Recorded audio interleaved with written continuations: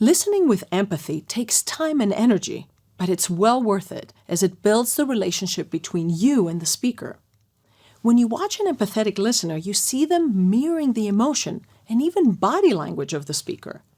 They usually are laser focused on their speaker, and they seem to not care about anything else that's happening in the room. Empathetic listeners pour themselves into the listening experience so that they can better understand the speaker's emotions and their feelings. Since we talked about content earlier, a listener in an empathetic situation listens and paraphrases both emotion and content.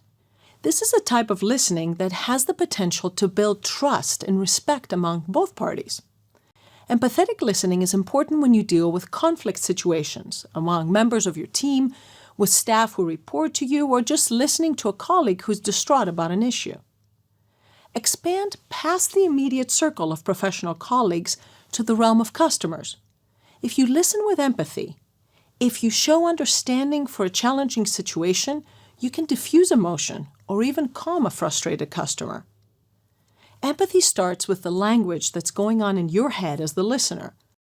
While you listen, put yourself in that person's shoes and identify with her feelings. Tell yourself to completely immerse in the listening experience without judging or becoming distracted.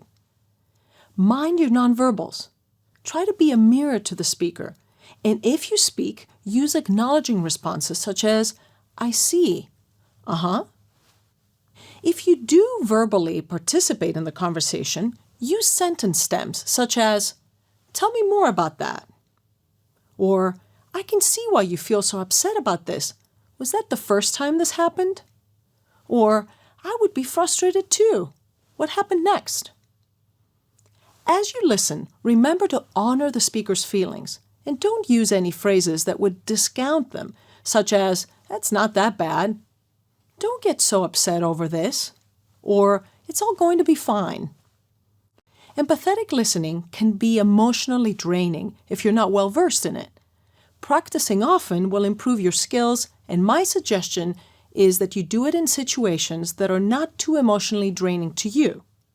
For example, listen to a soccer parent complain about her son's coach, not yours.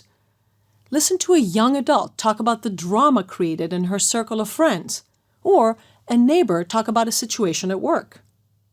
Listening with empathy will set you apart in the workplace and your personal life. Identify when it's necessary and put your skills in action if you want to be an overall better communicator.